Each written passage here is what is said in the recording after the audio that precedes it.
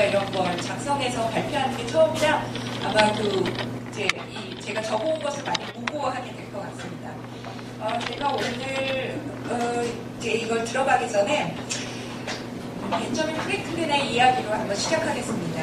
여기서 벤저민 프랭클린은 인생의 비극은 우리가 천재적인 재능을 갖고 태어나지 못한 게 아니라 내가 가지고 있는 강점을 활용하지 못한 데 있다고 얘기했습니다. 그래서 제가 오늘 소개드릴 이야기는 강점 혁명입니다. 그래서 강점을 발견하자라는 이제 첫 제목으로 시작을 하게 되는데요. 오늘 두 책, 긍정심리학하고 위대한 나의 발견, 강점 혁명, 이 두 개를 가지고 제가 본 것과 깨달은 것 같이 나눠보겠습니다. 이 책 속에 보면 이제 행복에도 공식이 있다고 합니다. 그래서 영속적인 행복의 수준을 세 가지로 나눴더라고요. 이미 설정된 행복의 범위, 그 다음에 행복에 영향을 미치는 외적 환경, 또 개인이 통제할 수 있는 자율성, 이것은 내적 환경이라는데 이 세 가지가 영속적인 행복의 수준을 결정한다는데 제가 이 책에서 본 것 중에 좀 특이했던 것은 유전적으로 이미 설정된 행복의 범위가 있다고 합니다. S변수에 해당하는데 이건 온도 조절기 같아서 우리가 엄청난 행복을 느끼다가도 이내 이제 자기 본래의 행복도로 되돌아간다고 해요. 이것은 곧 인간이 이미 정해져 있는 행복한 삶과 불행한 삶 쪽으로 나아가도록 조정하는 유전자를 타고난다는 표현이 있습니다. 이처럼 그 유전적인 유전적 특징이 이제 설정된 그 범위는 개인 행복도를 높이는 데는 걸림돌이 될 수 있을 것 같습니다. 근데 나머지 두 가지 변수, 외적 환경과 이제 내적 환경으로 우리가 행복도를 높일 수 있는데, 이 중에 외적 환경, 돈과 같은 경우는 돈의 그 양 그 자체가 아니라 돈이 우리 삶에서 차지하는 그 어떤 비중이 중요하다고 이렇게 나오고요. 또 폭넓은 사회생활과 결혼이 행복을 증진시켜 줄 수 있는 가능성이 큰 것도 사실이라고 합니다. 그러면 왜 우리가 이런 강점을 찾아야 되나 하는 이야기를 하면서 마틴 셀리그만의 스승인 이제 제이스라는 분이 한 번은 아마존에 있는 도마뱀을 애완동물로 가져오게 됐대요. 그래서 교실에서 그거를 키우고 있는데 여러 가지 먹이를 줘도 얘가 거의 잠만 자고 먹으려고 하지 않았다고 해요. 상추도 줘보고 날아다니는 파리도 주고 돼지고기도 줘보고. 근데 한 번은 샌드위치를 사와서 이렇게 먹이려고 줘봐도 꼼짝도 않고 반응을 하지 않아서 그걸 제쳐주고 옆에서 신문을 보고 있었대요. 근데 신문을 보다가 이제 다 본 신문을 던져놓은 게 마치 샌드위치에 신문을 덮어놓게 됐대요. 그랬더니 이 도마뱀이 갑자기 살금살금 기어오더니 신문지를 와서 그 신문지를 갈기갈기 찢고 순식간에 샌드위치를 다 먹어버렸다는 거예요. 그러니까 도마뱀이라는 것은 어떤 이제 먹잇감이 있었을 때 자기가 그걸 살금살금 다가가서 그것을 다 찢어버리고 난 다음에 먹는 것이 이 도마뱀에 있어서 강점인 거죠. 그러니까 사냥은 도마뱀의 강점인 셈이었어요. 자신의 강점을 발휘하고 나서야 식욕을 느낄 정도로 도마뱀의 삶에서 사냥이라는 강점은 굉장히 필수 요소였던 거예요.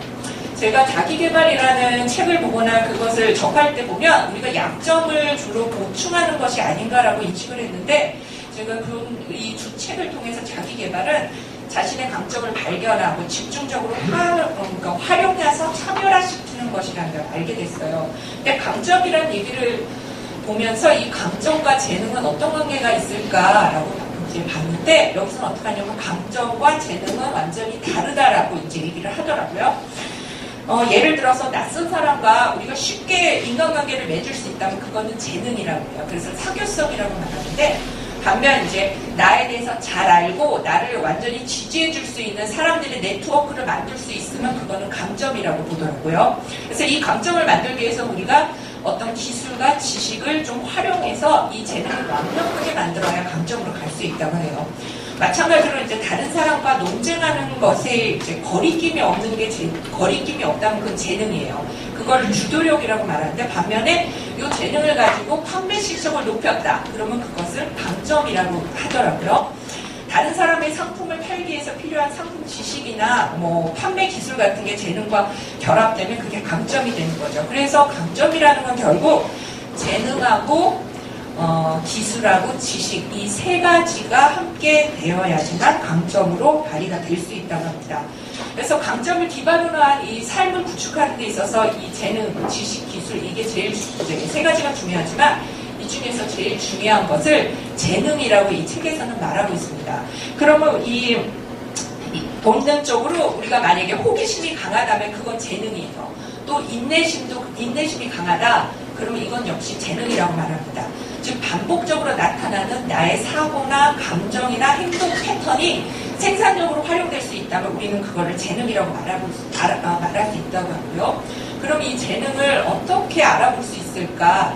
그것을 세 가지 요소를 실마리로 잡는데, 동경이라는 것은 내가 어떤 분야에 대해서 좀 좋아하는 느낌이 있다면 그것도 재능이 될 수 있지 않을까라는, 그렇게 볼 수 있고요. 학습 속도는 우리가 남들보다 조금 빨리 내가 어떤 걸 습득하더라. 그러면 이것이 나의 재능이 될 가능성이 있는 거고, 그 다음에 어떤 일을 했을 때, 다음에는 내가 이 일을 언제 또 할 수 있을까라는 기대감이 있다면 그것도 마찬가지로 내 재능이 될 가능성이 있는 거고요. 그래서 이 세 가지를 시간을 두고 차분하게 관찰을 한다면 이 세 가지 요소를 갖고 그럼 이제 재능이 어떤 것인가 이제 알 수 있는데, 제가 강점연구회 이 책에서는 요 사이트를 들어가면 자기 발견 프로그램이라는 게 있어요. 그래서 이 책을 사게 되면 여기서 갤럽에서 지난 20년간 각 분야에서 아주 뛰어난 사람들 200만 명을 인터뷰를 해서 만든 자기 개발 프로그램이 있어요. 그래서 여기에 들어가서 설문지, 이제 프로파일하고 질문지를 작성을 하고 나면, 제가 이제 강점으로 활용할 수 있는 분야를 알게 되는데, 이 프로그램의 목적은 강점이 될 가능성이 있는 부분을 알려주는 거라고 합니다. 그래서 34가지 테마가 있어요. 이 테마가 나중에 강점으로, 그러니까 강점으로 이제 나타날 수 있는 가능성이 있는 것으로 34가지를 만들었고요. 이 프로파일을 다 이제 질문지를 완성하고 나면 나에게 가장 중요한 강점이 될 만한 가능성이 있는 게 5개가 나오게 돼요. 그래서 이 각각의 테마는 어쨌든 사고, 감정, 내가 이제 무의식적으로 하는 행동의 패턴들을 뽑아주게 하는 그런 이제 질문지가 그러니까 강점이 34가지가 되겠는데요. 저도 그래서 이제 이거 들어가 봐서 한 시간도 한 20분 정도 걸리더라고요. 그래서 해봤습니다. 그래서 이제 저에게 나온 5가지 테마는 이렇게 5가지, 이렇게 돼 있었어요. 화합, 배움, 책임, 연결성, 분석 테마. 이 책을 보면 34가지의 각 테마에 대한 설명이 자세히 나와 있고, 얘도 나와 있어요. 그래서 저희가 여기서 이제 5가지는 제가 제 거를 이제 조금 요약해 본 건데, 화합은 합의 추구하고 제가 논쟁을 피하고 현실적, 실용적 문제 이야기 선호. 배우는 과정에도 이제 재미를 느끼고, 성실하다. 그다음에 모든 것이 연결돼 있다라고 하고 다른 사람과 연결해주는 다리 역할을 한다. 그다음에 원인 이유를 찾는다. 이걸 보면서 저는 제가 그동안 생활했던 것을 객관적으로 한번 보게 됐는데, 아마 제가 살아오면서 보면 제가 중고등학교 시기나 아니면 제가 살았던 곳이 여러 곳인데 그 이사하면서 만났던 사람들을 제가 다 같이 함께 연결해서 모이게 하는 거는 저한테 굉장히 자연스럽거든요. 제 중학교 친구가 제 대학교 친구가 절친이 된다거나 이런 게, 그러면 내가 그런 연결성이 있었나 보다. 나는 자연스럽다고 봤는데, 그 다음에 제가 이 나비에 와서 여러 가지 배우는 것들, 이런 생각을 배우는 게 굉장히 재밌는 거 보니, 내가 배움의 테마도 있긴 있었구나. 그 다음에 이제 이걸 나오겠다 결심한 날부터는 웬만하면 거의 모든 일의 1순위를 이걸로 잡았던 거 보면 내가 성실성이라는 것도 있었나 보다 해서, 어쨌든 제가 이렇게 5가지를 알게 되니까 요걸 가지고 내가 앞으로 여기에 초점을 맞춰 산다면 강점을 구축하는데 굉장히 크게 도움이 되겠다, 이렇게 알게 됐습니다. 그럼 이 테마를 알면 우리가 이제 적성에 맞는 직업을 고를 수 있을까라는 이제 질문, 의심이 들더라고요. 이 책에서도 마찬가지 그 부분을 얘기했는데, 여기서 뭐라 그랬냐면 이게 스트렝스 파인더인데, 이 파인더는 나의 테마를 알아내서 어떤 직업이 좋을지 방향을 제시할 수는 있지만 특정 분야에 강제로 끼워 넣지는 않는다고 합니다. 또 그렇게 할 수도 없고, 왜냐하면 이 프로파일의 34가지 테마와 직업의 분야는 딱 관련성이 없는 거라고 보더라고요. 단지 그래서 스트렝스 파인더는 내가 선택한 분야, 지금 내가 하고 있는 이 직장 일에서 선택한 분야를 최대한 이용할 수 있도록 도와줄 뿐이고, 여기서는 분야보다는 내가 그 안에서의 역할 선택에는 굉장히 큰 도움이 됩니다.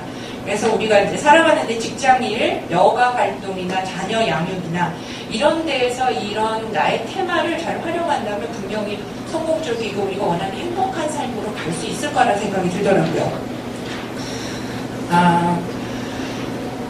다시 보면 이제 사람들이 행복으로 가는 길은 되게 다양하다고 해요.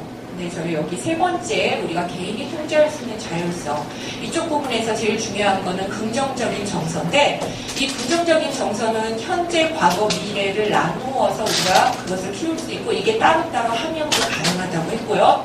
그 다음에 이제 현재의 행복 같은 경우는 우리가 두 가지 부분, 쾌락과 만족으로 나눌 수 있는데, 이곳에서는 쾌락보다는 만족은 그 지속력이 굉장히 되게 오래 지속력을 가질 수 있는 거고, 그 다음에 만족을 가려면 우리가 만족으로 들어가기 위해서는 몰입이라는 것이 꼭 필요하다, 이렇게 나와요. 그러면 몰입으로 가기 위해서는 뭐냐? 우리가 강점을 활용할 때 몰입이 가능하다고 합니다.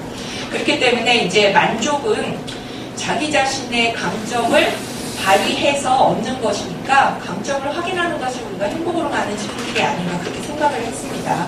그래서 우리에게서 가장 중요한 세 가지 삶인 직장의 일, 자녀 양육이나 사랑에 관련된 일에서 분명히 이 강점을, 대표 강점을 적절히 활용한다면 행복한 삶뿐만 아니라 더 나아가서 의미 있는 삶도 가능할 거라는 그런 깨달음이 있었고요. 제가 이제 마지막으로 칼융의 강점, 그 다음에 칼융의 이야기로 마무리하려고 합니다. 칼융은 자신의 존재 법칙에 충실한 것이야말로 인생에서 가장 용기 있는 행동이다라고 하더라고요. 그래서 제가 이 발표를 통해서 어쨌든 두 책 활용하면서 저도 제가 어떤 부분이 강점이 있나 그것을 확인하게 됐고, 아마 제가 하는 일에서 이 부분을 자꾸 생각하면서 그걸 활용하려고 노력할 것 같아요. 네, 감사합니다.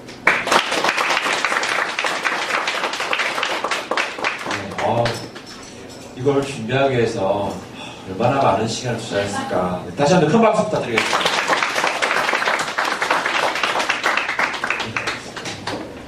이 시간에 대표님께서 나오셔서 정리 좀 해주시겠습니다.